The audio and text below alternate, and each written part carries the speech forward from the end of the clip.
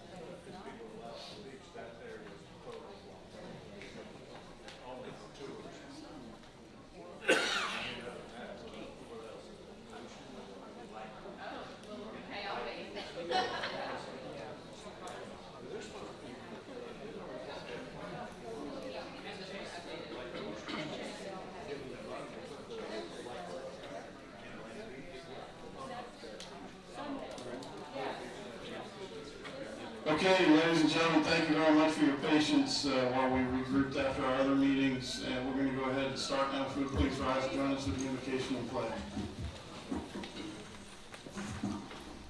Okay, let us pray. Heavenly Father, we thank you for our city council and for our staffs and city employees and those that attend our meetings and our workshops to make this the finest city on the East Coast and anywhere as far as I'm concerned. It's just a joy to live here. We thank you for all those that serve our country, those that are across the seas and away from homes and on deployment for our safety. And we especially pray for those people in England and other places that are going through such terrible, tragic events that put so much sadness and so much loss of life that is so unnecessary. And we thank you for those that are dealing with that and bringing that under control and people back to safety. Amen.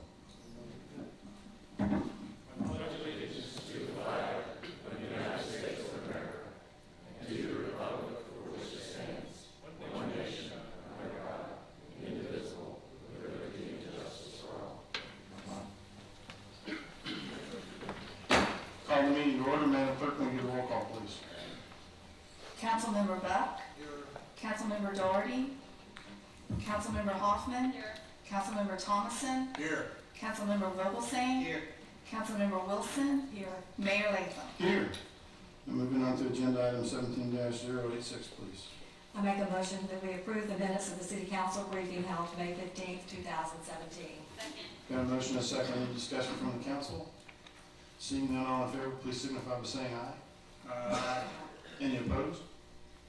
By your action, motion carries. 87. I make a motion that we approve the minutes of the regular city council meeting held May 15th, 2017. Got a motion and a second. Any discussion from the council? Seeing none, all in favor, please signify by saying aye. Aye. Any opposed? By your action, motion carries. Announcements. I'm going to start first, Ms. Wilson. I just want to congratulate the University of Florida's women's softball team, who's in round one tonight of the national championship against the University of Oklahoma. So, Ms. Wilson. Thank you. I would just like to remind everyone that we have some wonderful events coming up, family events coming up in our city in the next couple of weeks. One of which is the jazz series that's this coming Sunday night.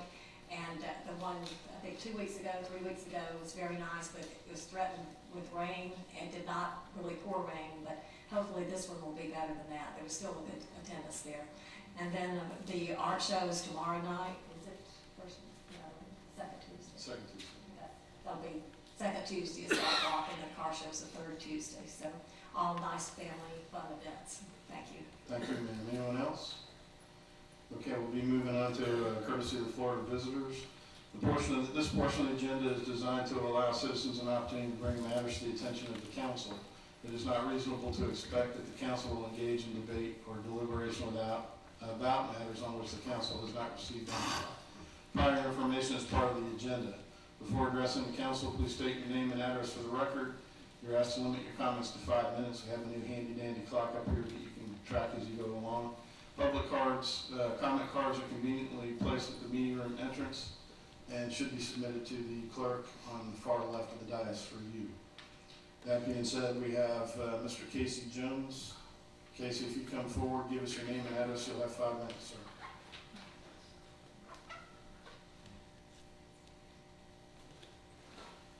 I was asked not to go first, and I'm going first, so. You're the only one. Casey Jones. You're the only one not attached to an agenda item. Excuse me? You're the only one not attached to an agenda item. Oh, okay, I'm sorry. So, Casey Jones, I'm with Florida Sea Turtle Watch. I sent an email of cease and desist of discouraging female sea turtles from coming to our beach because of light pollution. Your lighting ordinance, just want to give you a little FYI, your mandatory sea turtle lighting ordinance is so out of date. It's, you could almost call it the dinosaur mandatory lighting ordinance. I fought very hard for 10 months to pass a mandatory lighting ordinance in Atlantic Beach. I never knew the struggles that it would take to do something to help poor innocent turtles. The reason I want to challenge everybody after the meeting, no matter if it lasts till 10 or 11, to go to the beach with me after the meeting. We'll take a little stroll, and I'll show you all the light pollution, not from the hotel rooms, not from the condos, not from the luxury suites, but from the city of Jacksonville, Jack's Beach lights. I don't understand. I got called last week from a reporter from Channel 12, and she said, have you gotten a call about the lights down in South Jack's Beach? I said, no, I haven't.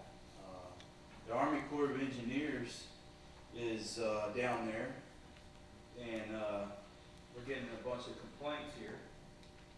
So I went down there to investigate, and I was appalled at the lights in each parking lot that y'all call your parking lot. It's disgusting. Illegal, ruled by FWC, lights, LED white, bright, super bright white lights that are so illegal that I don't even know how they're still on. So when I sent a email to turn these off or bring them up to FWC code, people made the comment, well, it's all them hotels and all them luxury, it's all them high rises. 90 to 95% of them hotels are in compliance. And here's an example. This one is from a hotel, which is sea turtle friendly. This bright left one, LED, brand new lights, are y'all's. In the parking lot, right by the beaches. I looked up at your code. Of course, I left it in the truck. But you talking about a dinosaur lighting ordinance? Y'all have done nothing for these sea turtles since 2000. 2000. It's 2017 now, and nothing has changed for 17 years. Go to the beach, walk the beach, see how many nests, those north and south. See how many nests are out there. Guess how many nests are out there? There's a bumper sticker right here. It says, sea turtles dig the dark. How in the world? There's only one parking lot, and that's the, I call it Pokemon Park, but it's right there on the beach. It's right at 6th Street with the dolphin and everything. That is the only parking lot in Jack's Beach that is sea turtle friendly. That's disgusting. I can't believe it. So, sea turtles dig the dark. So, after the meeting, I got 20 seconds here, there's a difference between, red light, right? Don't flash that. And here is y'all's parking lot. This is y'all LED parking lot lights. Guys. Okay, thank you, Mr. Jones. Appreciate your time. Moving on to agenda item 17-088.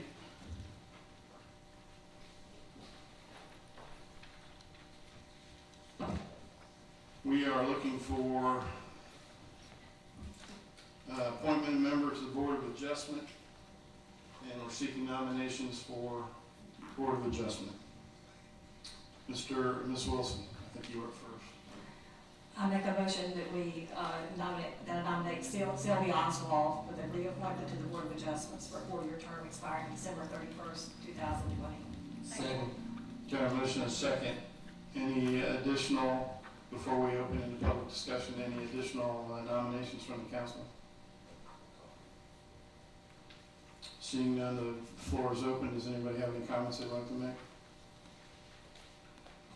Seeing none, all in favor, please, I'm sorry, Madam Clerk, roll call, please. Councilmember Buck? Yes. Councilmember Hoffman? Yes. Councilmember Thomason? Yes. Councilmember Vogelsang? Yes. Councilmember Wilson? Yes. Mayor Latham? Yes. Moving on to 089, appointment of members for, and alternatives for the Planning Commission. Seeking nominations, Mr. Thomason. Thank you, Mayor. I nominate Dr. Georgette Demond for reappointment to the Planning Commission for a 4-year term expiring on December 31st, 2020. Second. Got a motion and a second. Any other nominations? Okay, opening the floor for any discussion. Seeing no, Ms. Wilson, did you have a No, comment? I'm sorry. Okay. Go ahead then, Madam Clerk, roll call, please. Councilmember Hoffman? Yes. Councilmember Thomason? Yes. Councilmember Vogelsang? Yes. Councilmember Wilson? Yes. Councilmember Buck? Yes. Mayor Latham? Yes. Moving on to agenda item 17-090, 2 members for Community Redevelopment Agency. Seeking nominations. Oh, I'm sorry. I beg your pardon. Back to 17-089, seeking an alternate. Nominations for alternate. Mr. Thomason. Thank you, Mayor. I nominate Ms. Britton Sanders to the Planning Commission for a 4-year term expiring on December 31st, 2020. Second. Got a motion and a second. Just any other nominations from the council? Any discussion from the council? Seeing none, roll call, please. Councilmember Thomason? Yes. Councilmember Vogelsang? Yes. Councilmember Wilson? Yes. Councilmember Buck? Yes. Councilmember Hoffman? Yes. Mayor Latham? Yes. Moving on to agenda item 17. Two agenda, I can't, let me put my page.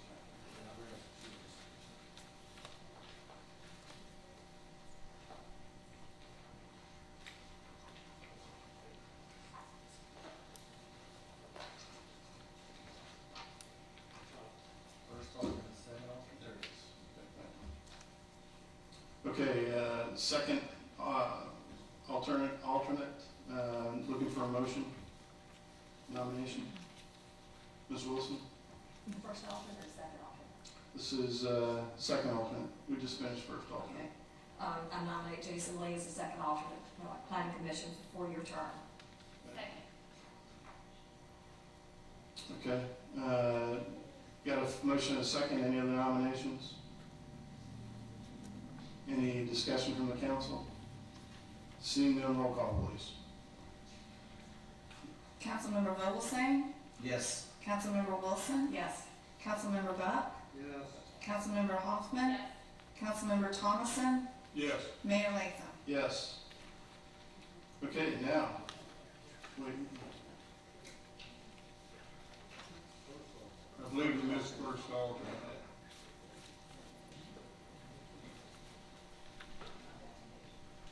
that's that.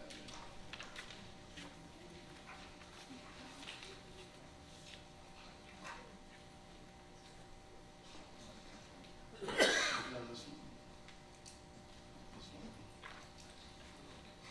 So we've done, we need first alternate then. Correct. Okay, apologize for the confusion, a lot of paperwork up here tonight. So now we're looking for a nomination for first alternates on the, planning commission. Seeking nominations. I Yeah, nominate Margaret. and Margaret, yeah, Warren for the first alternate. okay, we got a, did I get a second? Second. Got a motion and a second, any other nominations? Any discussion? Okay, roll call please, Madam Clerk. Councilmember Wilson? Yes. Councilmember Buck? Yes. Councilmember Hoffman? Yes. Councilmember Thomason? Yes. Councilmember Vogelsang? Yes. Mayor Latham? Yes. Okay, now that we seem to have got through that paperwork nightmare, 17-090, appointment of 2 members of the Community Redevelopment Agency. Seeking nominations. Mr. Thomason? Nominate Ms. Frances Pawlowski for one of the 2 positions for a new 4-year term on the Community Redevelopment Agency expiring on December 31st, 2020. Okay. Got a motion and a second. Any other nominations for the one position? Any discussion? Ms. Hoffman? At what point do we review speaker cards on this, on nominations? Are there speaker cards on this? There were none submitted. Was that? Should be open. I like the opportunity. Okay, I've heard rumblings, I'm sorry, I thought that there were speaker cards. No, there were opportunities to submit. There was none submitted. Okay, all in favor? I'm sorry, what? Okay. Are we just voting on this one position now, or? Yeah, there's 2. We're So doing we're one taking now, them and then we're separately. separately. That's So correct. we're not doing, okay. Correct. Okay, so we've got Frances Pawlowski listed as the nomination. Any other discussion on the floor? Seeing none, roll call, please.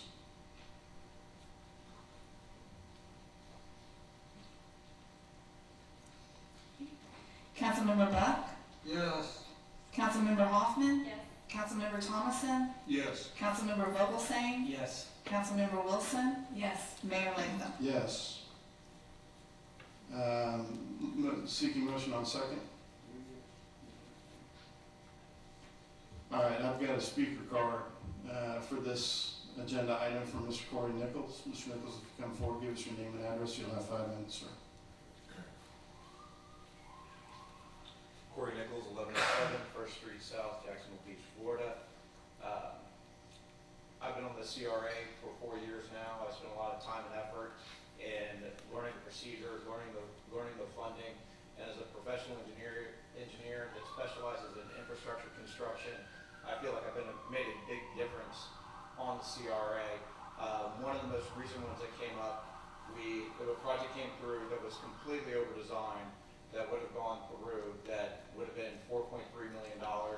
And we actually, because of my knowledge of the industry and knowing that the engineer's estimate, how that relates to the actual bid, that we actually sent that back, and now the estimate's about $2.8 million. So just for that one change, we're potentially going to save $1.5 million as a community. I asked for your reappointment to this board. I spent a lot of time and effort learning how this stuff works. Myself and Frances are the 2 longest standing members of the board at 4 years. The people that we replaced have been on there 20 years and 24 years. And I think it would be very detrimental to interrupt the team that we have right now moving forward, because I think that we are diversified in our knowledge base, and with my particular knowledge as a professional civil engineer in the state of Florida, I think it would be very, very detrimental to the city of Jacksonville Beach not to do appointment. Thank you. Thank you, sir. And I think Mr. Thomason was first for a nomination. Thank you, Mayor. I'd like to nominate Mr. Samuel Hall Jr. to an appointment to the Community Redevelopment Agency for a new 4-year term expiring on December 31st, 2020. I'll second. Got a motion and a second. Any other nominations? Ms. Wilson? Yes, I'd like to nominate John McGowan. He's just done a lot with the community and is very involved in the downtown efforts. Do we have a second? Okay, no second. Motion dies. And are there any other nominations? Mr. Buck, your light's on. Did you have anything else? No, I already second. Okay. Any discussion from the council? Okay, Madam Clerk, roll call, please. Councilmember Hoffman, Yes. Councilmember Thomason, Yes. Councilmember Vogelsang, Yes. Councilmember Wilson, No. Councilmember Buck, Yes. Mayor Latham. Yes. Moving on to agenda item 17-091. Before we have one speaker card on this topic, and before we enter into this discussion, I'd like to throw a suggestion out there and see what you guys think. I'd like to propose that we table this item until we have an opportunity to conduct a workshop to seek public input on this particular event, this policy. I think that a tremendous amount of work went into this, and I really truly appreciate that. We've had 2 workshops to consider this. In both those workshops, we did not request public input, and I think it's important enough for us to take a step back and do a workshop, and do some quizzing of the public, and particularly facing up with the residents of Jacksonville Beach and the businesses of Jacksonville Beach to get some tangible input from them before we make any decision. So I've got lights lit up, but I haven't saw Ms. Hoffman. Why don't you start?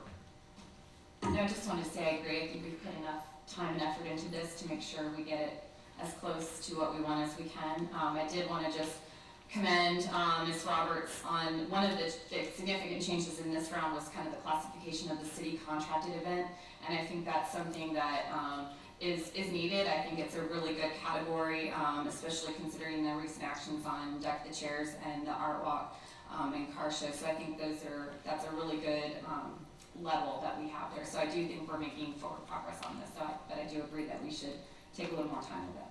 Thank you, ma'am. Mr. Buck? Chris just covered my comments, I agree. Okay, thank you, sir. Mr. Thomason? Thank you, Mayor.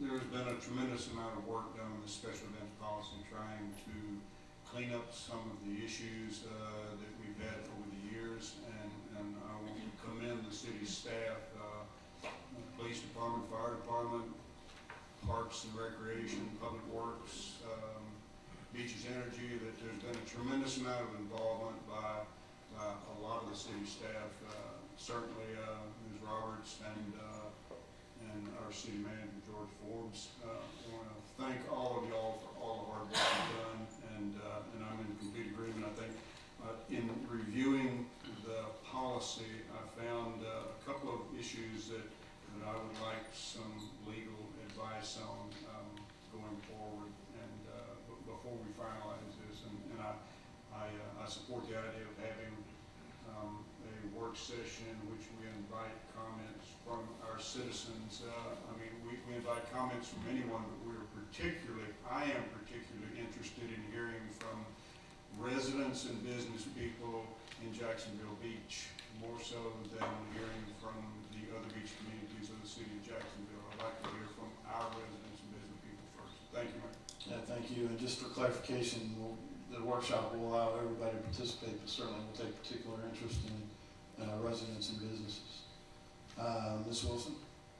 Yes, I'd like to echo the same comments, that I definitely think that a public workshop would be a good thing to have, because we like for everybody to know what's going on, have input, and have it open. Also, there's so much material in here that I personally would like more time to go over it in more detail too. So I agree with Ms. Brown. Thank you. Mr. Vogelsang? Just briefly, just for record purposes, I'm going to abstain from voting on this particular issue, just because a friend of mine, out of abundance of caution, a friend of mine is a business associate in an unrelated business. He puts on a special event here in Jacksonville Beach, so I'm going to fill out the conflict card and recuse from voting on this particular issue. But I echo everybody's statements with regard to the amount of time and effort. Staff has clearly listened to all of those discussions and articulated I think a clearer policy than we had before to clear up the issues that we have had. So I do appreciate all the effort and time that's been spent on this. Thank you. Thank you, sir. Mr. Forbes? Can I still give my presentation on this topic? I would say that would be a no. The only reason I ask is because there's some key policy things I could point out, but I can do it. I hear the no's coming out on the left and right, so I take it back. Thank you, sir. Okay, so is everybody in agreement? Let's just take all in favor of tabling this for further action after we assemble a workshop with the public. All in favor, please signify by saying aye. Aye. Any opposed? By your action, motion carries. Thank you, and let's move on to agenda item 17-092, please.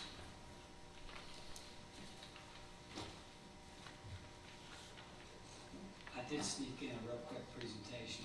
The Evelyn Wood version. I make a motion that we approve an amendment to the commercial lease agreement with Four Brothers of Jacksonville, Inc. for a temporary reduction to the monthly lease rate to $2,529 per month for 12 months beginning June 2017 through May 2018, as described in the memorandum from the Director of Parks and Recreation dated May 19, 2017. Got a motion and a second. Mr. Forbes? Well, a few years back, we reduced the amount of lease that the golf course restaurant concessionaire had to pay us due to the reduction in play at the golf course. This is actually an increase in what we're requesting and what he's agreed to pay, not a decrease. We're going from $1,500 to $2,529. This is for a 12-month period. Then 12 months, assuming that our play stays consistent or goes up, with that he'll be at the $3,000, which is in the original lease agreement. So this is a temporary increase, not a reduction. And we're hopeful at the end of the year that we'll be at the $3,000. Again, Jason's done a great job, I think, of looking at this and coming up with a formula for his rate. And the only thing that I think that could stop this is if if in a year we're rebuilding some of the golf course due to a study that we've asked, and that could change this. But I'd like to thank Jason for, as we know, that Jason's a very new Parks and Recreation Director, and the way he has taken off and getting things done is very impressive. Thank you, Jason. Appreciate it. Ms. Wilson? Yes, thank you. This is a good increase back to getting closer to what we should be charging, or we're charging under the contract. But a couple of things. I actually was playing the golf there yesterday at the golf course, and it took 5 hours to play 18 holes because there were so many people on the golf course. They were backed up. Backed up, yes. 5 hours. It was backed up. Everybody's waiting for the next group. And no. I wasn't playing, so it's not my fault. But based on that, they should be making lots of money on that. Because actually, granted, I know in the winter it's not always like that, but yesterday it was crap. And this was in the afternoon too, around 2 o'clock and after, which normally is in a 91 degrees that most people are not playing that late. So hopefully they have more than that in the morning. But I do have a couple of questions, probably for Jason. Jason, come on up, please. For the record, if you would state your name and position. Jason, TV's Parks and Recreation. Thank you. Are the Brothers Four up to date on all of their monthly payments now, their lease payments? Yes, they are. They are up to date. And I know I've asked this before, but do they pay the commercial tax in addition to the, That's right, they and do. we submit it to the county then? They do. Okay, all right, the 7%. Right. Okay. And and this will be retroactive to June of this year, I mean, to starting this month, they'll pay the higher amount. That's right, Ms. Wilson. From June 1st, they'll pay the 25, 29. And I had some concerns about having it last for a year, but then I thought, well, it only does 6 months, that may be in the middle of winter in December, and they may not have as much play as they would now, so based on that, I'll withdraw that concern that I had. Thank you, ma'am. Any other comments from the council? Seeing none, roll call, please. Councilmember Thomason? Yes. Councilmember Vogelsang? Yes. Councilmember Wilson? Yes. Councilmember Buck? Councilmember Hoffman? Yes. Mayor Latham? Yes. And now moving on to agenda items 94, please. I make a motion that we award bid number 1617-11 to the lowest bidders meeting specifications as explained in the memorandum from Beaches Energy Services Director dated May 18th, 2017. Second. Got a motion and a second. Mr. Forbes?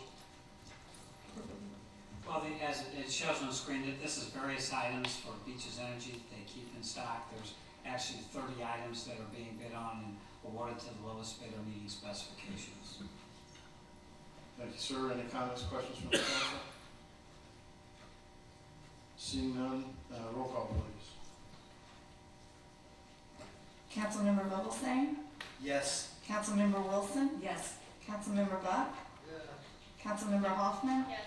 Councilmember Thomason? Yes. Mayor Latham? Yes. Madam Clerk, please read ordinance number 2016-8020, second reading by title only, please.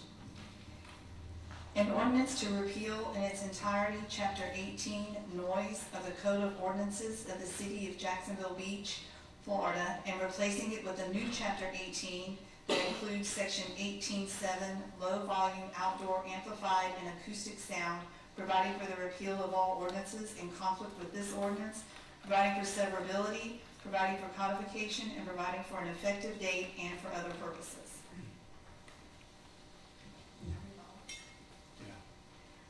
I make a motion that we amend the ordinance 2016-8082 by A, amending section 18-5A2 to read as follows. After the person or persons responsible for the noise are given such notice, the person responsible for the noise shall instantly comply with the limits of Table 1 and Section 18-3D1. B, amending Section 18-5B1 by striking the words within a reasonable time and inserting the word instantly. Are we taking these separately?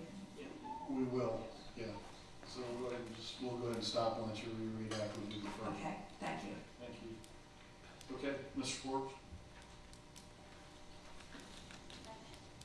Oh. Got a motion and a second. Thank you, Ms. Hoffman. Well, we've been working on this for about 18 months as part of the downtown action plan. Was a thought that to allow low volume noise or really just background music for outdoor restaurants and bars. So that's the first slide I have here. We want to make sure that this ordinance was designed to make changes that would allow outdoor music without interfering with other properties. So anyway, the heart of this ordinance is the fact that, is in this slide number 2 here, is that we have 16 grandfathered businesses. Those businesses were playing outdoor music before this ordinance took place, and they can still go under what the code was at that time. But anybody new, not one of those 16 grandfathered companies, they can have outdoor music now. So if you have an outdoor restaurant or bar, you can have outdoor music. But it's got to be what we call low volume, meet low volume sound requirements. And the heart of those requirements are... George, real quick, just on that, the grandfather issue, is that something that we legally need to do? No, it's done, and the way it works is that once they change ownership or the business sells, they have to meet this new code. Thank you. Now, Councilor Hoffman has expressed some concerns about that, but as I discussed with her, I think it's important to get this adopted first, and then within the next year, if you want to look at some changes from the grandfather ones, you can do that. So anyway, the heart of this is that when a low volume sound is a sound that's, if they're playing outdoor music, fine, but if people are talking, a person standing a maximum 36 inches away from a person speaking without the aid of a listening device, it's still plainly audible. So if, so that's the key to it. If you're 36 inches away from somebody 3 feet, I guess that's about the length of my arm, and you can run a bar, we're trying to check out, we got a noise complaint. If somebody's clearly audible, speaking in normal tone of voice 36 inches away, then you're not in violation of the ordinance. The thought here was, it's the system right now with the 16 grandfather clauses thought was that's unfair to all the newer restaurants that are coming online. And the thought was that this, by the way, this is also designed to be a pilot project, and the pilot project would go for 12 months. And at the end of 12 months, this pilot project ends, and the council will be required to re-adopt an ordinance that would take that pilot project out. So right now, the way this is currently written, this pilot project would expire on June 5th, 2018. Although I'm going to recommend to the council, if you adopt this, that you might want to make it July 5th, 2018, because I can assure you it's going to take us a month to get there. You can't just go do this. You have to actually get a permit from the city clerk's office, and it's going to take us at least a month to get the forms and everything set up where you can apply for a permit to have the low volume music. So the reason for the permit is we can revoke the permit if you don't obey it. And again, it's just 1 year. It's a pilot project. I think it's very innovative. A lot of the credit goes to our police chief, who really studied other ordinances, studied other groups to make sure that we could make this all work. That's it in my report. Okay, and for the sake of continuity, we got several speaker cards on this event. I recommend that we go ahead and read the other 2 items and get motions and seconds, and then we'll vote on them individually. But I just want to make sure all three topics are discussed prior to discussion. Thank you. I make a motion that we adopt ordinance 2016-8082, which repeals the existing chapter 18 noise in its entirety and will replace it with a new chapter of noise that includes a section on low volume, outdoor, amplified, and acoustic sound permits. Got a motion and a second. Do you have anything to add, Mr. Forbes? No. Okay, then we'll move on to number 3. Or number 2.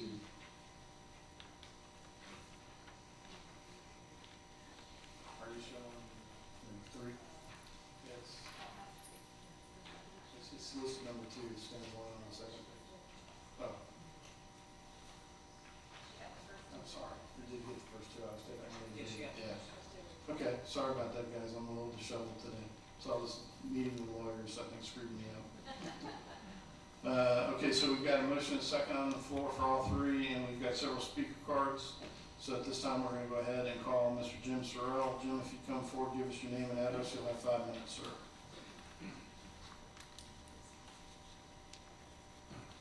Jim Sorrell, 1410 Pinewood Road, Jax Beach. The previous administration recognized the major problem of amplified sound, which reduced the quality of life at Jax Beach. Great effort was expended to have the offending parties correct this nuisance without success. That is why the city council was forced to place a ban on the noise ordinance of outside seating. It is easy to grant a privilege, but it is difficult to retract that privilege. There is no basis for allowing outdoor seating sound because the grandfather establishments are allowed. Grandfather businesses would have their sound privileges removed if it were legal. This is the same argument heard by the BOA wanting a reduced setback as the neighbor who has a grandfather setback. Same principle. We, the 22,000 plus citizens, have shown tolerance and acceptance for controlled growth. What is not acceptable is the infringement on citizens of special privileges given to a few that negatively affect the city as a whole. This ordinance will give special privileges to a select group and will negatively affect the positive growth of the city. This ordinance only gives outside amplified sound privileges to restaurants and no other retail establishments. There are many other retail businesses that would like amplified sound to attract customers and give a pleasant shopping experience. Also, there are already illegal outside seating locations that are not policed. Whether or not in the future outside seating is allowed without the necessary parking, it must be documented to add to the great deficit we now have of public parking. What I have been unsuccessfully trying to communicate to the city councils and boards about these restaurants, besides the fact that they are allowed to open without adequate parking, is how they operate. The daytime operation is a restaurant that serves alcohol. After 5 p.m., they convert to a nightclub that serves food. It is this nighttime activity that is the problem to the citizens. Daytime customers have a meal and do not normally affect the citizens. The alcohol-influenced behavior of the evening patrons are not acceptable to anybody. If the customers were in the restaurant's off-street parking, the citizens would not be exposed to the bad conduct. Banging on the residents' front doors looking for rides at closing time, destruction of property, poor driving, and other alcohol-related actions are what citizens are exposed to now.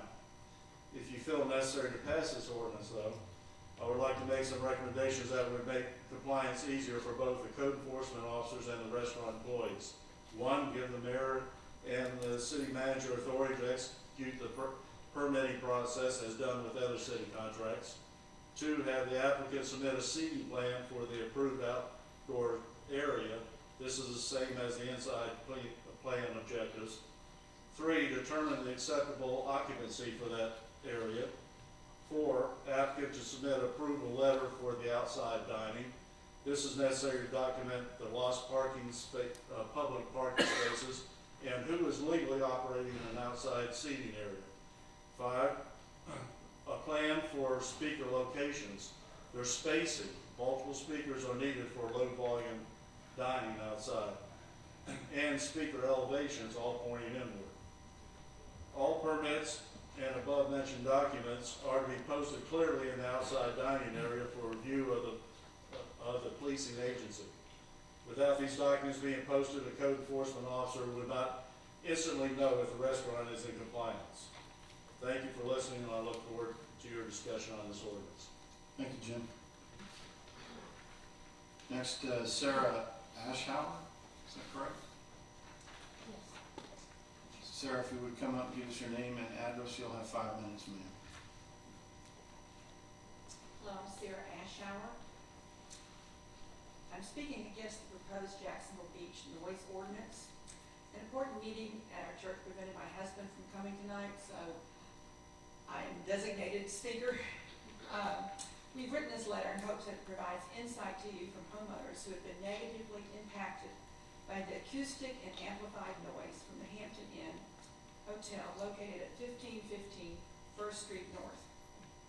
It is our understanding that the proposed noise ordinance would include the Hampton as being grandfathered in. We are currently preparing to file complaints against the Hampton and fear the proposed ordinance would hamper our efforts. The Hampton Inn has an outside bar and deck with open-air structure within which acoustic and amplified music is played. This type of music occurs almost every weekend during the daytime and evening hours up to 10 p.m. We live on the northeast corner of the 12th floor of the Oceana condominium, which is adjacent to the Hampton. Both buildings are separated by only a public walkway for beach access and a small parking area. When acoustic or amplified music is played at the Hampton open-air deck, whether it's by a DJ, a live band, or anyone else, we can hear this music inside our home at levels that necessitates increasing the volume of our TV or radio so that we can hear it adequately. But a more specific problem is it occurs when we are trying to enjoy our balcony that overlooks the beach. We are on the balcony. When we're on the balcony, it's not possible to have a normal conversation without raising our voices. In the past, we've used a decimal meter on several occasions when amplified music was played, and the meter consistently registered to a decimal level well in the 90s and sometimes over 100. The noise is certainly worse when amplified, but it's still way over the current noise ordinance limitations, even with just acoustic music.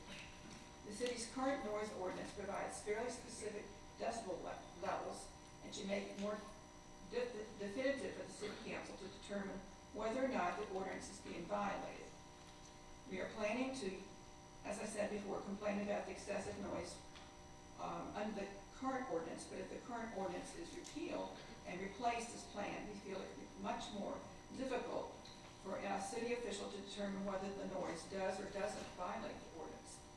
The current noise ordinance states in its legislative findings that it was enacted in pursuant of and for the purpose of securing and promoting the public health, comfort, convenience, safety, welfare, and the peace and quiet of the city and its inhabitants. This is section 18-1 of your current ordinance. Is it your intent to ignore this very wise legislative finding? That is what this proposed ordinance will do. It speaks only to the ability to hear one another over the music. It does not speak to the truly important point, the expectation of a homeowner to have peace and quiet in or around their own home. Good leaders have the ability to put themselves in the place of those they serve. I ask you to do that in this circumstances. Imagine you paid a substantial amount of money for the home in which you hope to spend the rest of your life. Then imagine you can't enjoy one of the most desirable aspects of your home, the outside living area looking over the ocean. Please put yourself in our place. You go out to your balcony and enjoy reading a book, having a meal, taking a nap, having friends over, and you hear a very loud band or DJ from the Hampton next door. It isn't just an hour or two, but it's several hours, sometimes most of the day, and the evenings or on the weekends. The Oceana balconies are currently closed due to some major rehabilitation work, but they will be back in use by the middle of June. We invite any and all of you to come over to our home and our balcony, and when the music is being played at the Hampton, you will be able to experience the type of music that takes away our enjoyment, peace and quiet, not only at our balcony, but also living inside our home. Thank you. Thank you, Ms. Ashe, I appreciate it. Brenda Shields. Brenda, if you come forward, give us your name and address, you'll have 5 minutes. My name is Brenda Shields, and I live at 315 18th Street North, Jacksonville Beach. I want to thank all of you who worked very hard on this. I know it's been a long time coming, and I've been involved in a lot of it. But I know you're trying to encourage more pleasant outdoor dining and drinking experiences in Jacksonville Beach and to give new businesses an opportunity to have some music. I just hope that these changes will not add more noise problems and require more efforts for our police department. I just wanted to go on record that I am concerned about this addition to our noise ordinance. I sent everyone email pointing out my main concerns, so I will be brief tonight. Anyone who is interested in reading my concerns can read them on the mayor's email, which is public record. I enjoy going to outdoor dining areas for drinks or dining, outdoor areas for drinks or dining, when I do not have to listen to music that is too loud and where I can easily converse with my companions. But when I get home, I do not want to hear this music any longer. This new change to our ordinance allows low-volume music in outdoor seating areas all over our city. Many of these are within 1 or 2 blocks of residents' homes. Music travels easily. While we can be hopeful that those who apply for and receive these low-level outdoor music permits will be responsible and considerate of residents, there will be some who will not be. Over the years, I have frequently experienced music being played after 10 p.m., music that is so loud it has kept me awake, difficulty identifying the source of the music, and businesses playing music that don't even have a permit. Low levels should be low enough that residents should not be able to hear this sounds in their backyard. And I would thank you for the opportunity to express my opinion and just say I'm so thankful I wasn't able to come to the first meeting of this on the 15th, but I got to look at it on YouTube, so thank you for that. Thank you, Brenda, appreciate it. We have one more speaker card from Shandy Thompson. Shandy has stated she does not wish to address the council, but she's in support of the agenda item. That being said, we'll move forward to open the floor to the council. First light today is Ms. Wilson. Thank you. I know that we're trying to be business friendly here and normally support that, but I do have some concerns about this and expanding the noise and our citizens and how they will be affected, our residents also. So, having said that, I don't, and more time to review it too, because there's a lot in here too that's changes are made and everything. Is there any way that we may be able to combine this at our workshop, citizens public workshop with the special events? I think that might be a little excessive, but I think we could have separate. Separate, okay. If that's something that you want to put out as a motion. And just a suggestion, because we've got several people that have given their input here. Right. And maybe there's some other businesses that didn't have a chance to give their input. I know we've vetted it a lot, we've talked a lot about it, but just more public input to me is better, but. Okay. Are you, just to be clear, are you making a motion that we consider tabling this for another workshop, for a workshop? Or? If, well, it depends on the rest of the council, how they feel about it. Okay, well, why don't we let the others talk and then we'll Okay, take from there. thanks. Mr. Vogelsang is next. I would not be supportive of tabling this just for the issue. All of the concerns that I feel everybody's addressed via email and today deal with the grandfather clause of the old policy. All we are doing is adding the ambient noise for businesses to apply for a permit to utilize. And within, on page 13 of the standards of operating outdoor sounds, A through I covers each and every concern that people have about this affecting their homes. The sound tables can't be moved, it can't be amplified, it can't be bass sounds which carry, it can't be disc jockeys. Simply what this also does is allow businesses to have their TVs on their back porch. If you go to, let's say, a sports bar, Sneakers, and he has an outdoor seating area, he's not supposed to have any sound out there on the patio. So this gives him the opportunity to have that ambient sound without moving chairs, without moving seating. I think it adds a nice element for businesses to be able to utilize. And I think from me to Bruce talking is 3 feet. If we can't have a conversation, it's fairly easy for the police and Mr. Dooley, who created this policy, to enforce that. We're not talking about houses 5 or half a block or 2 blocks away. We're talking 36 inches. That's how the policy reads. And you apply for a permit to be able to have the ability to play that sound. You get 1 warning. If you don't have a warning, your permit's revoked. That's it.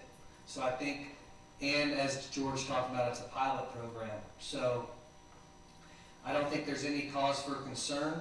I know that people question change. I think what this does in the public comment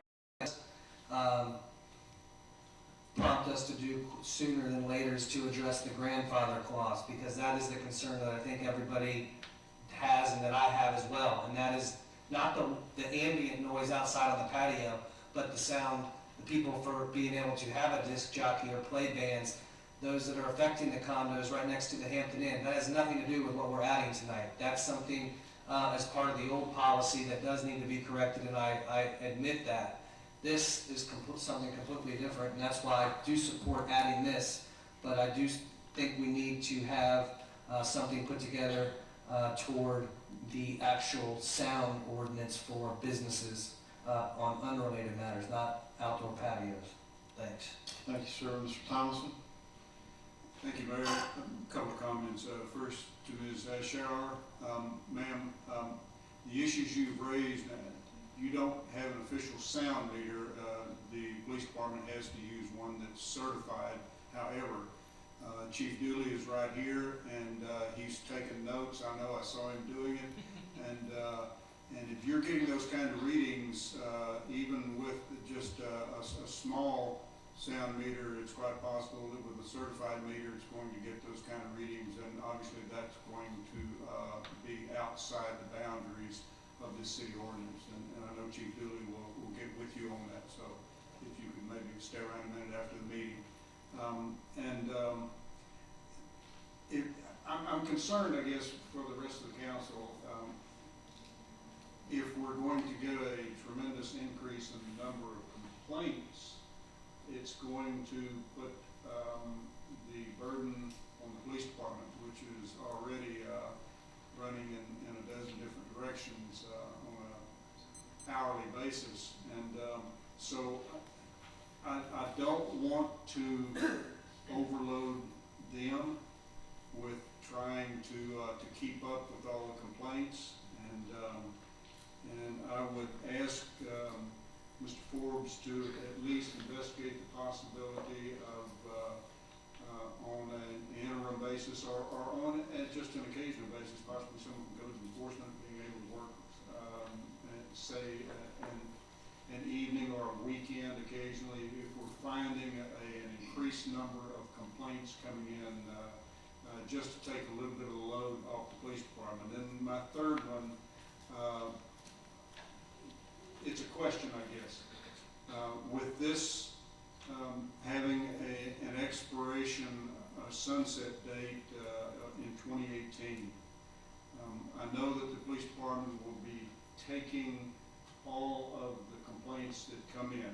In the event there is an unusually high increase in the number of complaints, and they're finding that they're having difficulty making proper cases, because for those of you who don't know, ambient noise has to be separated. So if a car comes by when they're trying to take a reading and that causes it to spike, then they can't count that as part of the noise coming from a particular location.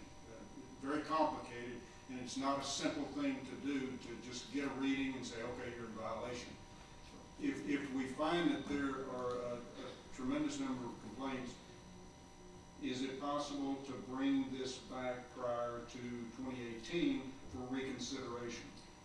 It would be possible if the councilman wanted to bring it back and do something or other, that would be possible. I had the same question, so that's, thank you. Thank you. But when it comes to the staff, councilman would have to ask for it on the agenda. Understand. So just to be clear, if this created more problems than benefits, what we could as a council bring this back to the dais to readdress it. At an earlier date, yes. Earlier than the sunset date. I would like to say, and I think Chief Dooley will agree with me, that currently we used to have a ton of problems with outdoor noise, and since we adopted this ordinance, things have gone, I think, settled down pretty nicely all in all. But again, this code is strictly for low volume noise. And honestly, I hate to say this, but if people would just obey it, there's not going to be a problem whatsoever. But I agree, not everybody's gonna obey it, and those we're gonna have to revoke their permits, which is why there's a permit in the first place. And Pat, we'll track this once we get this going on a monthly basis and see how many complaints we have. And if it becomes a problem, we'll report it to the council, and if you guys wanna take this up, we can. I think we need to give it a fair, and I'll let you know if we need to get up there. I was trying to make it clear, he's doing the Jane Fonda erosions over there. But, we'll track it again. The current system's working pretty well. I think much better than things were before. I think this can work. That's why it's in case it doesn't, that's why it's a pilot project in the first place. Because we're a little bit uncertain, we want to see how it works out. Yeah, it feels a lot more comfortable knowing we can address it sooner than the sunset. You could if you wish to. Okay, Ms. Hoffman? A lot of what I was gonna say has already been covered by Mr. Vogelsang, so thank you. I just wanted to add on though, I actually think this is gonna assist in enforcement because the people that do wanna play low volume music are gonna have to self-identify, and we're gonna have a list of people with the low volume noise permits, and we're gonna have an ability to revoke those permits pretty promptly. And just like anything, you know, I tend to be an optimist, and I think this is gonna be a success as intended, but I certainly am willing to monitor and evaluate if this takes a slippery slope in a negative direction. But from the small businesses that I've spoken to, it's going to be a very welcome change to what we currently have. If you want to play music or turn on a football game outside, the answer is no. There's not even any option. So right now we're giving an option with a lot of restrictions. So it's still very, very restricted. It's very, very limited in what they're going to be able to do, but at least the answer is not no. And that's what I was looking for when I was supporting this originally. So I want to thank the council for passing it unanimously at our last meeting, and I hope that we'll pass it again tonight. But I do agree, you know, we'll keep an eye on it, and we have that opportunity next year to decide if we continue forward with this path. Thank you, ma'am. Mr. Vogelsang, quick revisit. Real quick, and Bruce, and correct me if I'm wrong on this, Pat, as far as enforcement for this goes, you don't need a decibel meter. It's for enforcement, you just have to be able to talk to somebody while standing outside the establishment, is that correct? For that section, that's correct, but we are re-adopting the entire chapter, and the chapter that does go to the portion that refers directly to the decibel levels at different times of day, different zoning locations, that does still require the decibel. And that's the grandfathered businesses, correct? Or is there other aspects that? The grandfathered businesses would be encompassed by the decibel levels. Right. Whereas the new ones are not gonna be on the decibel levels. For instance, if another business or a party somewhere where they don't have a permit, either they could be charged for not having a permit when they're required to, or if they're violating the decibel level, that's another offense, and then they can go directly under the first portion of the chapter, which would be under the decibel level, which is what we have now for the residential areas in those counties. Right. Does that make sense? That makes sense. Can I ask a question? Yeah, go ahead. And as I understand it, the lady with the concern about a balcony from a condo, we don't have to go on that balcony, we just have to go to the property line. We go to the property line. Start at their property line. That's what I was gonna So explain. once we know if we have a problem or a perceived problem, we can go and check at the property line with an officer with a certified Right. meter, and we can start addressing that And immediately. we can do that we could have done that recently. Right, that's it, thank you. Thank you, sir. And Ms. Wilson, quick revisit. Yes, thank you. Another one of my concerns, Mr. Thomason echoed, is the police enforcement of it.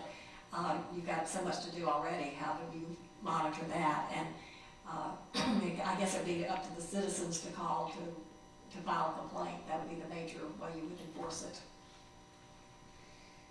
In some cases it would be, but there would also be proactive enforcement on our part. That's part of our community policing effort in the downtown, is to work with the businesses. As a matter of fact, tomorrow morning we're meeting with the community assisted policing effort officers down there so that we can put together a really good training program for the businesses to present to them so that they have a complete and clear understanding of their responsibilities as well. And we'll carry that out to any other businesses outside the CRA as well. And the other concern is that it sounds so subjective to say a conversation within 3 feet. Some people have voices that carry really well and some do not. So that's, True. becomes a very subjective True, thing. it is, but the courts have recognized it as being an object. That plainly audible at a distance specifically of 36 inches with the unaided ear. So the courts have recognized that as a standard, and they say that is acceptable. So, Okay. yes, people do talk at different levels, that is true. And then the last thing is, the permits that are issued for this, will they all expire, at the expiration of this trial period and what's the? No, ma'am, the permits are actually gonna expire January of the following year. I think we're doing it 18 months. But if this expires, then it would have to be the expiration Right. of this ordinance. No, the permits actually, after this ordinance is renewed, they would expire then every January. So now they would get one that would take us through to next year, and then the following years, I guess they would have scheduled to expire in January, so we might have to revisit that with 18 months initially or something. I'm not sure.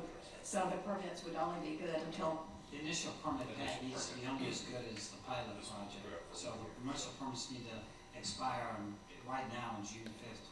That's what it said, that's the way it reads right now, but then it says after that, they start to expire. if it's renewed. Yes, if we don't, yes, if it's renewed. Yes. That's good. Right, and so then we have to notify these people if we don't renew it, that hey, your permit is no longer valid. Yes. So that would be another education We would do purpose. that, I mean, that's part of our responsibility. Okay, thank you. Thank you, ma'am. Any other, Mr. Buck, you had a line on and one off, did you have anything? Mr. Thompson, Councilman Thompson, thoroughly covered the, potential of an overburden in our police department. Thank you, sir. Possibly bringing us up. Okay, thank you very much. Any other comments or questions from the council? Seeing none, roll call, please. Councilmember Wilson, No, Councilmember Buck, Yes. Councilmember Hoffman, Councilmember Thomason, Yes. Councilmember Vogelsang, Yes. Mayor Latham. Yes. Just a point of order, Mr. Mayor, that motion and that vote, that included the amendments and the main ordinance? Yes. Just for point of clarification, we did have this broken into sections. Does anybody have an objection to that counting for all 3 sections? Any objections? No objection. Okay, point clarified. Okay, and now we're moving on to ordinance number, Madam Clerk, please read ordinance number 2017-8088, second reading by title only, please. An ordinance amending the Code of Ordinances of the City of Jacksonville Beach, Florida, amending Chapter 5, Animals and Fowl, Article 3, Dogs and Cats, Division 1 in general, Section 524, Dangerous Dogs, Section 524.1, Attack or Bite by Dangerous Dog, amending to appeal to the Circuit Court and not County Court, providing for the repeal of all ordinances in conflict herewith, providing for codification, and providing for an effective date. I make a motion that we adopt City Ordinance 2017-8088, amending specified sections of Chapter 5, Section 5-24, Dangerous Dogs, and Section 5-24.1, Attack or Bite by Dangerous Dog. Got a motion and a second, Mr. Forbes? This ordinance is just to make sure our dangerous dog ordinance complies with new state laws. It says you get 30 days to appeal the dangerous dog designation instead of 10 days.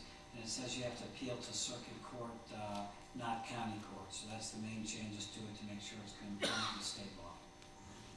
Thank you, sir. Mr. Thompson? Thank you, Mayor. Just, I'm sorry, Mr. Forbes, a possible scrivener's error.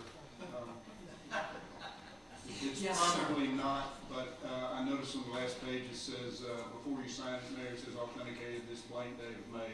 So just need to be sure that the copy you sign is changed to June. Good catch, sir. Thank you. Sorry. Man.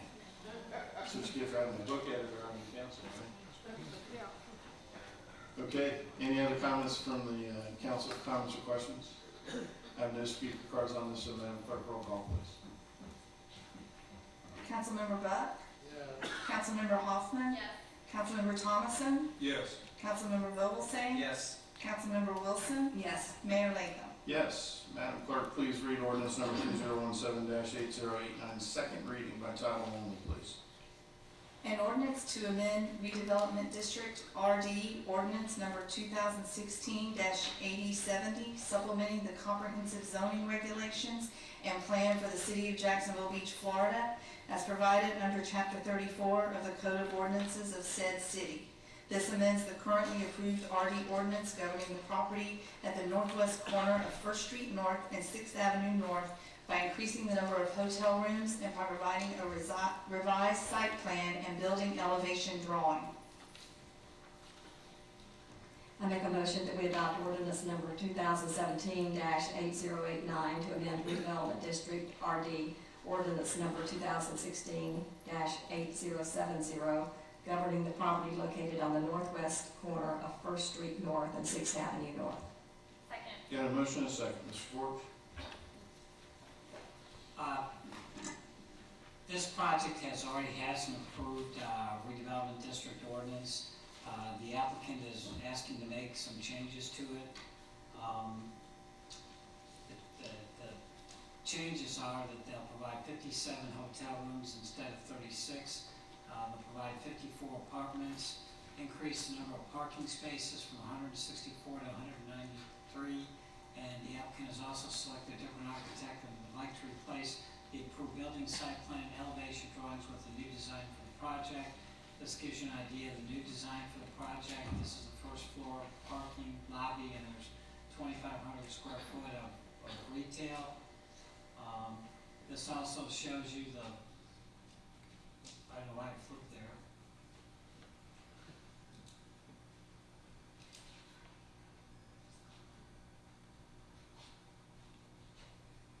This also shows you the new elevation and site plan for the project. So if the council approves this tonight, they've already got approval for their height and the project alone. You're just approving the changes that I just demonstrated to you. Thank you, sir. Ms. Wilson? Yes, I have it. Wait a minute, I'm sorry. I do have speaker cards, so we're going to go to this first. I apologize. I've got several speaker cards for this agenda item. The first one is David Pennington. Mr. Pennington, if you come forward, give us your name and address. You'll have 5 minutes, sir. David Pennington, 768 2nd Street North, directly across from this property. Definitely looking at that previous design, you can see that garbage location is going to be directly in front of my house. That was going to be later in my speech, but it's very blatant that that big garbage piece is going to be right in front of my door, essentially. When you think about other properties around the beach, generally that's located somewhere not in front of somebody's front door, which obviously is not something we really want right there. But I spoke against this project before. My wife and I have been here in Jax Beach for 3 years. We're born and raised in Louisiana. I'm a veteran. This is somewhere where we're thinking could be somewhere long-term for us, a forever place. But I kind of feel like some of the things that we've been seeing happen around the city recently has changed a lot of that. And unfortunately, that's due to a lot of decisions I think that we made right here, unfortunately. The things that we see putting into action right now are only things that y'all talk about. The plan that I see y'all putting in place seems like something that was designed 20 years ago versus being current and looking 20 years into the future. When you specifically look at this piece of property and project they're putting up right here, there's no green space. I was required to put 5 trees in my yard and I had to have 14 bushes and all these things. But there's no green space here. There's going to be a transformer right there when you turn in on 2nd Street. And if you've ever driven by this piece of property, and I encourage you to do, go look at its condition right now. It's disgusting. So is this how they're going to keep the property in the future? Every single individual that's going to be here is transient. We deal specifically on 2nd Street with transient people every single weekend. You should see what the streets look like on 2nd, on 6th and 7th. And that's going to be these people that are coming here, transient people. We own, we pay taxes, but these are going to be transient people coming in from all around. How is that going to be managed? How is the current police managing all of this? Last week, someone hit my car, hit and run. We almost got our house flooded, and there was a bum passed out on the street all in a week, and that's just a normal week for us in this area. What has been improved in the area over the past 10, 15, 20 years to make it to where they can have 193 cars in there? Think about 200 cars coming in that area. If you've ever driven through this area, it is dangerous for kids, dogs, and it's all walkable area, it's supposed to be, right? So how is 195, 93 93 cars can fit in this area. No green space. There's 2 feet from the edge right there, so 2 feet from the edge of the concrete. That's where this property's going to be. Now, it's already approved, so there's not much we can do about it. We can only tell you our thoughts and why it's going, it's going to interrupt. But this design will not work for what I feel like the next 20 years needs to look like. It's obvious Jack's Beach wants to remain local and small and not be big and not do too much, but bringing more people into the area, 200 more cars into this one little area, is going to create serious issues. If y'all would have maybe 20 years ago did some improvements to 2nd Street, 1st Street to make cars more accessible in these areas, I would totally understand and it would make sense. But none of that has been done, and you're going to put this big piece of monstrosity right up here, no green space, with all of these people in this one area. I encourage you to really think about this and not just rubber stamp it, and really think about the impact that this will have in the future. Thank you. Thank you, sir. Next is Grace Stewart. Grace, if you come forward, give us your name and address, you'll have 5 minutes, ma'am. Thank you. Greg Stewart, 710 2nd Street. I agree with everything you said, but I think the decisions have been made, but I do have a couple questions, because when you change things like this in the middle of something, we're kind of left and nobody really knows all the answers.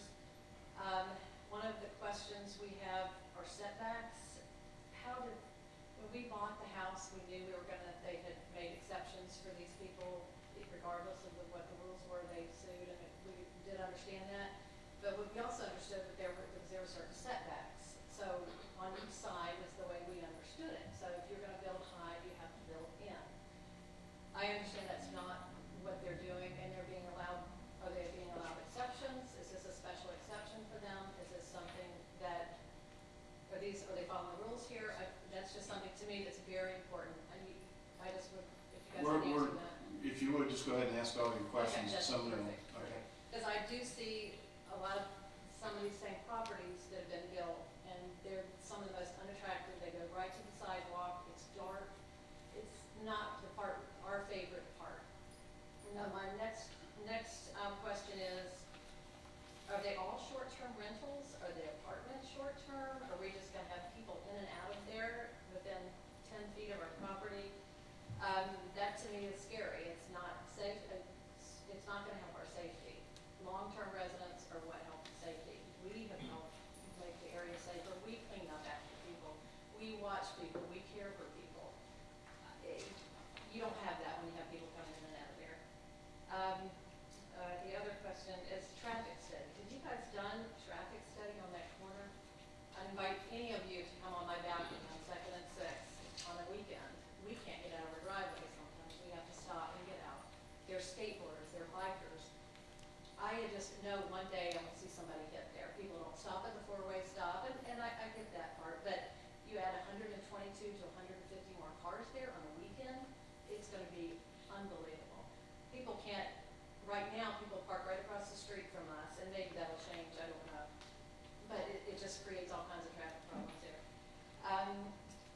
The other issue is the transformer and the garbage. That the answer they had to the smell was that they're not going to have a restaurant. I guarantee you there's going to be smell coming from there, and it's just unattractive. We have, if you walk around, if you see what's behind 7-Eleven, if you see what's behind the Net, if you look behind Native Sun, it looks terrible. Every one of these looks terrible. And this is one of our most beautiful streets now. That block is beautiful. Everyone wants to live there because they're single-family residents. They love that now. They love where Tighten Up is, that area. It's beautiful. And now we're going to have that whole area that's going to be, we don't even know what the back's going to look like. And that's another question. Do you have a picture of all 4 sides? We need to see all 4 sides before we approve anything.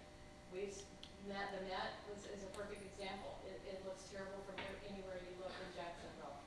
And I think we at least should be able to see that before you approve it. And I can't imagine having an architect that doesn't have all 4 sides at this point, if they know what they're already built. And the entrances, have they changed the entrances? Where are they coming off of 7th? Are they coming off the 2nd? Are they coming off the 7th? And originally the 7th, I couldn't tell from the picture whether it's coming from 2nd also. And is there going to be a construction entrance? Appreciate it. During the process of discussion, Ms. Stewart, those questions will be answered to the best of our ability here tonight, okay? George Sherwood, Mr. Sherwood, if you come forward, give us your name and address, you'll have 5 minutes, sir. George Sherwood, 734 2nd Street North. On 5/31 last week, we had a pretty good rain here. I'm not from here originally, but I figured that's pretty good rain. If this building is allowed to be built as it stands, what's going to happen to the runoff? Right now, that lot absorbed a lot of water the other day, and obviously, we know it's going to be built on, and we're all for it being built on. But we had the bark from the city planters was completely up to our garage door with flood water pushing it up there. Now, when they build their building with the setbacks they're building, and I would assume the slope they're building it on, what's going to happen to that water? Where's that water going? It's going to go to 2nd Street, and our house is going to get flooded. As far as the building goes, I mean, 2,500 square feet of retail space, I think that's proven at the Metropolitan, the Pier Point, and St. John's, or John's Gallery to be unsuccessful. It's a monstrosity of a building for 2,500 square feet of retail. It seems like a facade. That's roughly the size of my house. As far as parking, I noticed we're losing 7 parking spots on 7th and not gaining any. And you all know what it's like to try and park down there on the weekends or a holiday. And I don't understand how we can be losing ground at this stage of the game and not gaining it. It just seems to me like poor planning. Also, I'm 25 years retired law enforcement. I'd like to know what what's going to be the public safety issues on this place, as far as what kind of lighting is going to be on the property. Is it going to look like an NFL stadium? Is it going to be dark? Or is there going to be on-site security? We're talking about 200 to 300 more people at any given time if you count the residents and the apartment guests that are going to come to visit them. And like our neighbor said, I mean, I'm fairly disappointed with the location of the garbage dump. Our whole living space at our house is based on the 2nd floor, and I'm going to be looking off my 2nd floor balcony out of my living room into a garbage can. I kind of think I paid too much money to have to endure that. It seems to this point, what David Pennington said, it's been a bad relationship, and I'd like to see the relationship improve, and I don't know if there's any means to improve that relationship. That lot looks like a garbage can. I have to walk by that with my wife and my dog. I see vomit on the fence. I see garbage all over the place. It's their property. Why aren't they taking care of it? And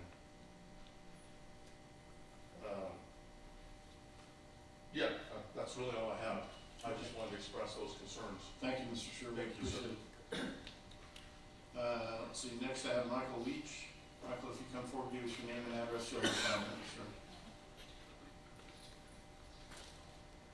Evening, Mike Leach, 710 2nd Street North. This is my 3rd meeting regarding this issue. And as the gentleman to my left said one meeting, you had to know that something was coming there, and we did. This was after he greeted the builder outside by name. I know he doesn't know my name, but we didn't know what was coming our way. And so the height restriction was grandfathered in, grant that. The slick mixed use designation gives a bigger setback, so we know where our sun is going. It's going down. But the next question, of course, is where's all that water going? And Lynn Heilman is another neighbor of ours, wrote the mayor and city council, and I believe his email is part of the public record as well, but he did also mention some of these concerns, specifically that 92% of this property is, what is the term, non-water bearing, or whatever the term is. So that water's got to go somewhere. And again, as George and David both said, when we got that heavy rain, it is flooding these properties. We are part of a group of homeowners that have come to Jack's Beach hoping to live the beach lifestyle.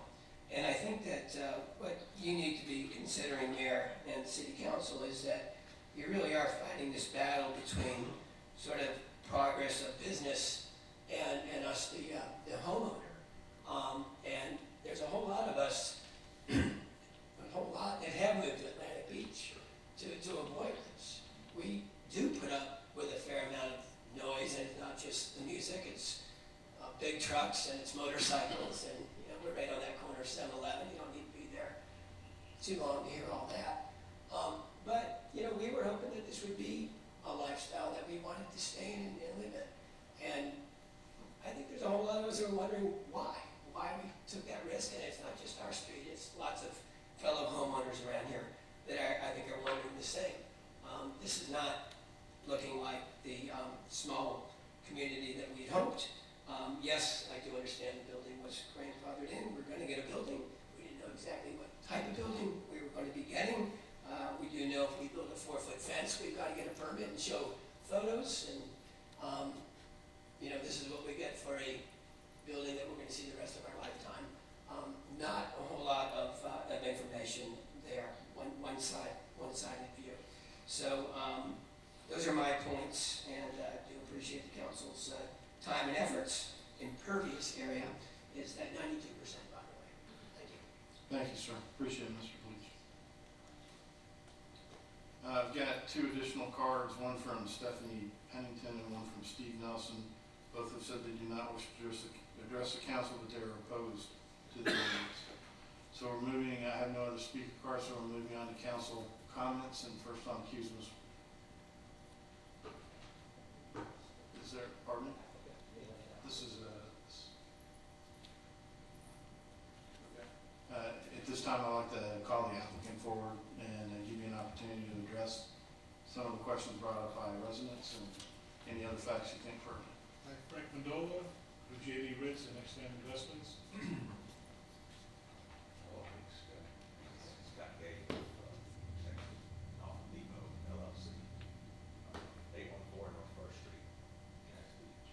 You're a little bit too far away, I can't hear you. Scott Gay with Dolphin Depot, 814 North First Street, Jacksonville Beach. I hear the concerns voiced by our neighbors.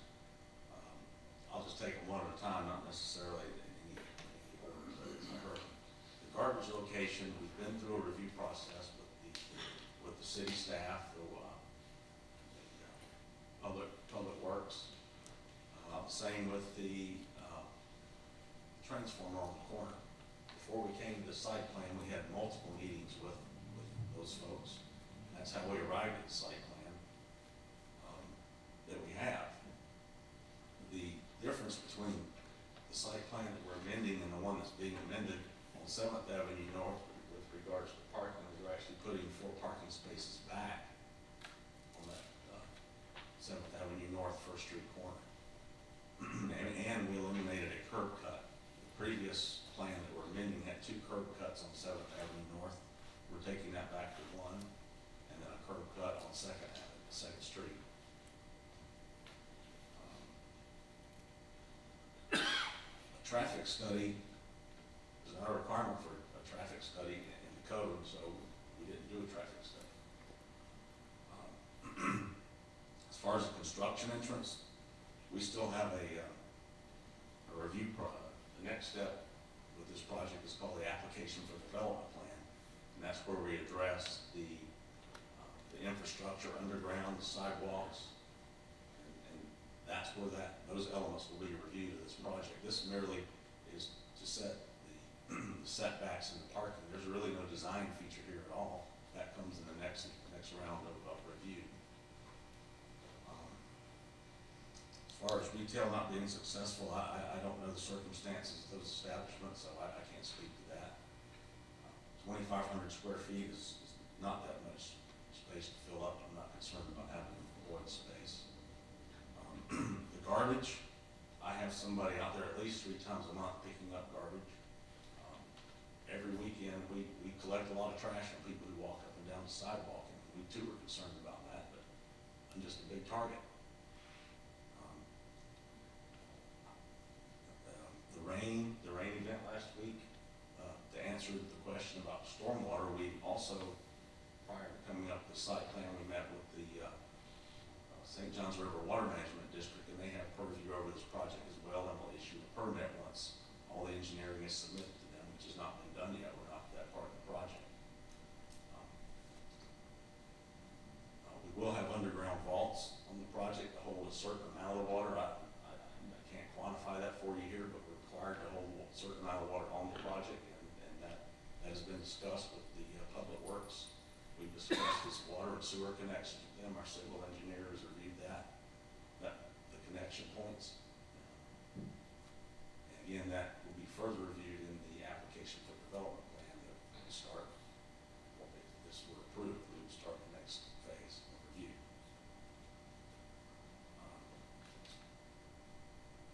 The garbage dumpster will actually be a garbage compactor with a lid on it. It compacts the garbage when it's put in after it gets a certain amount of garbage in it, and there's a lid on it. And there's also a requirement, which will come in the next round, that the garbage container is enclosed. And the best example I can give that anyone can see is the WCI units down at 10th Avenue South. I mean, those garbage dumpsters are enclosed. You don't know there's a garbage dumpster in there. So that's how that will be addressed. But there's also the garbage dumpster is located there because of the angle the garbage trucks have to back in and out. So that will consultation with Mr. Edwards and at Public Works. I don't have any other comments to address unless someone has one to ask me. Does your associate want to address anything? Frank, yes, the dumpster situation, that's something that Public Works, Dave McDonald and Ty Edwards, that we've done. They've got a specific scenario of how they want those things designed. The way the angle of the truck approaches the dumpster on a certain angle has to be perfect. The enclosure itself has to be a certain width and a certain height. And obviously we want to possibly camouflage anything we can with any kind of landscaping and whatnot. But it does have a lid, it's a compactor, it's not an open dumpster. There were a couple other items here too. The same thing with the transformer too. We would address that with a landscaping thing so that it's just accessible for Beaches Energy to accept the areas they need to and do it according to their setbacks. The elevations that Ms. Stewart was referring to, that comes in a later stage of this type of project, okay? We'll have full elevations for all four sides, and then we have more specific. Right now, we're in a basic, feasibility type of initial concept of this project right now, okay? All those elevations are going to come later on in the project. The rain runoff in the storm situation, any projects that we've done at the beach here, Kinley Horn is our civil engineers on this group, and they actually analyze everything, the impervious areas per square inch, and they'll take a 100-year floodplain and based on the amount of rainfall that can fall in the worst case scenario, and they size the vaults and the size of the storm pipe accordingly. So this thing is it'll be well engineered. In many cases, they're actually over-engineered to help accommodate some of the runoff from the extraneous areas in the city to help the city solve some of these problems that they've had. And you've seen that a long time, around 10th all the way to 16th South, of how a lot of those corners have been cleaned up now because of the storm system being improved by the developers. The lighting and everything will be all up to code, and obviously, safety is a big concern for us too. Okay, around the areas of to address Mr. Sherwood's issues. In the parking loss and that, and I think Scott addressed that we really, what was the total amount of spaces? We didn't lose 7 spaces that we originally thought. I believe it was just 2 spaces, I think, total. So, but the green space and everything that we've done here on this development has been in accordance to the protocol and the rules and regulations for the city for the development, so. That's pretty much it. Okay, thank you, sir. Mr. Lane, do you have anything to add? Bill Mann, Planning and Development Department, they didn't really speak to the tenure. This is designed to be 57 hotel rooms, 54 apartments. The apartments will be managed by the city's largest landlord right now. So I don't anticipate any problems with either the management of the hotel component or especially of the apartment component. The stormwater, the only thing that will drain out directly into any of our surface streets will be the driveways between the sidewalk and the edge of existing pavement. The rest of that property will be drained underground to the fault, and then will pop off underground into our downtown master stormwater system. And the landscaping will be part of the development plan. There is adequate landscaping around the perimeter to provide our code required landscaping. They are correct with the siting of the transformer and the dumpster enclosures. That may be revisited a little more in the development plan application process, which is an administrative process through staff. In terms of site lighting, the police department is our 5th reviewer of the 5 departments that review our site plans, and it's set dead security through environmental design. That's the primary purview of the police department, is to find out where there may be potential problems for loitering, whatever you may have it. So it's vetted through that process. But beyond that, if there's any other questions, we can ask or answer. Excuse me. Pardon me? Yeah, Mr. Ford? Bill, one of the ladies in the back talked about the requirement that we used to have, and that's, I believe this building is required to meet. I remember after 35 foot, 1 foot in for every height that you go up, does this meet that requirement? Oh, yes, sir. Actually, the building height requirement has not changed since the original judicial order that gave the building vested height. So they're required to provide 2 additional feet of side yard for every additional feet of building height over 35 feet. That has not changed with this modification. The shell size of the building has not changed from the prior. But it meets that Oh, yes, sir. requirement. Yes, sir, definitely. Okay, and what I hear you saying too is when you get to this is a concept plan that the council approving, but you'll work with the developer to see if there's a positive way to recite the dumpster, or it might be more acceptable. Yes, sir, and that's really. Look into it. Yes, sir, it's a functional, operational requirement of public works, so we will look into it. We do that for all the development plans, yes, sir. Do we cover most of them, Ms. Stewart? No, actually, Just why don't you come forward to the microphone, okay. please? The entryway wasn't answered, where the entries, that they added another entry off of Second Street? That wasn't answered. Is that, Ms. how are Gable. they gonna go, how are the garbage dumps getting in? The garbage trucks getting in? The original plan that we're amending had 2 curb cuts on 7th Avenue North. It still had the same curb cut on Second Street. That hasn't changed. The garbage dumpster location has not changed, neither has the transformer changed. When we first started this, my understanding was there was no access from Second Street, because if there's gonna be an access in and out of there from Second Street, there's gonna be a huge issue with traffic. I mean, that was one of those things that we understood, or I thought you all understood, there was no access there. So how people are gonna get in and out of there, how we're gonna get out of our driveways, how people are not gonna get, I mean, we need to look at this. I mean, that's just a huge thing. I understand they're doing everything, but anyway, I think that's something we need to look at. So is that gonna be the entry into the hotel? That building has 2 entrances, whether the hotel or apartment is not. So it's a main entry? It would be 1 or 2 entries, yes. Yeah. Wow, okay, that's Thank you. a big deal. Thank you both. And then, the setbacks, I guess I mean, he said that, you said that they were. In compliance? The height, I understand. The height, I understand, but the setbacks why is it right on 6th Avenue? I don't understand. Go Were they ahead, allowed to just put them all where they want to? Mr. Mann will explain. To address the setbacks that are required on the westerly side of the property, both across the street from Second Street and then across from the apartments, that is because you've got a four-sided property, so you can call one side the front yard, one side the rear yard, the other two the side yards. The building height is gained by increasing side yards. Any developer is allowed selectively to choose which side yards to do it. We also have our downtown vision plan, which has encouraged building to the street on our major streets. Sixth Avenue is one of the major streets, First Street is one of the major streets.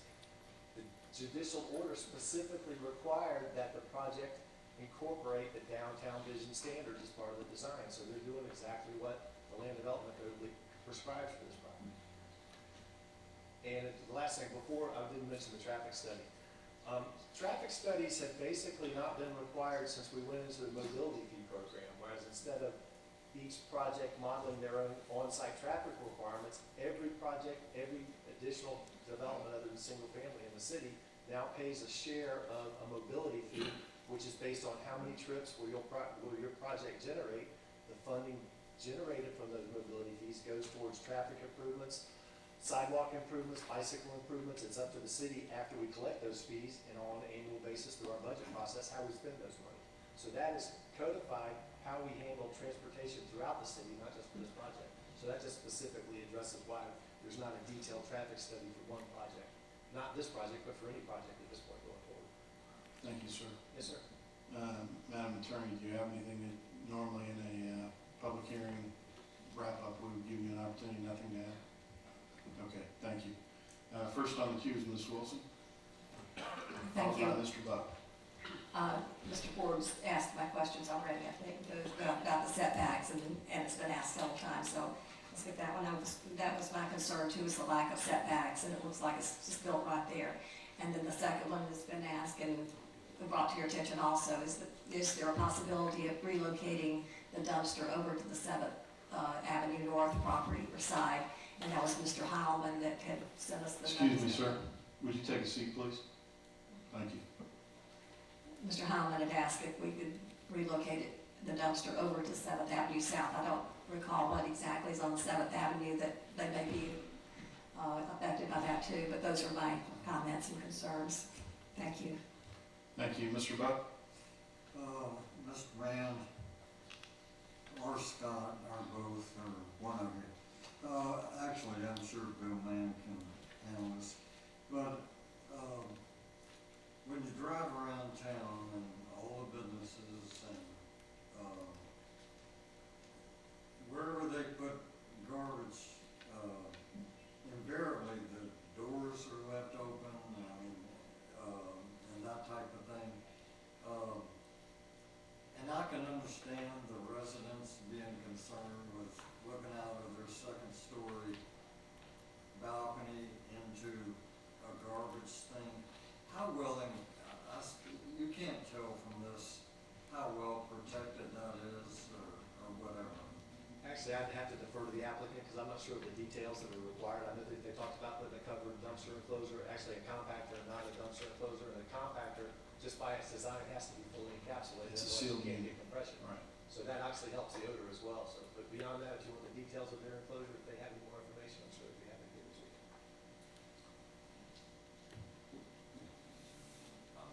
Mr. Buck, in the Incidentally, you sound a lot better than the last. You were really sick. I believe the building code defines what the dumpster enclosure has to be. And right now, I couldn't tell you how that's going to be, but I know the level of review that these things go through before I get to build anything there. So whatever's in the code, it'll be that or greater, sir. Thank you. Did you have something, Mr. Forbes? Yes, I don't think there's any doubt in my mind it's going to be a compactor and it's going to meet the code. I think that some of the citizens have a legitimate concern as to its location. We've asked Mr. Mann and Mr. Gator to get together and get to their final plans and see if there isn't a little bit better way to do that or relocate. I understand exactly why Public Works has it this way and understand why they have it. Sorry, as you know, I can't operate without my pointer in here. This is what he's talking about, so now I understand logistically that's probably the best way to do it, but I think we need to look and see, before we do the final plans, we need to look and see if there's a way to relocate that, resite it slightly to make it a little bit less of an impact on the abutting property owners.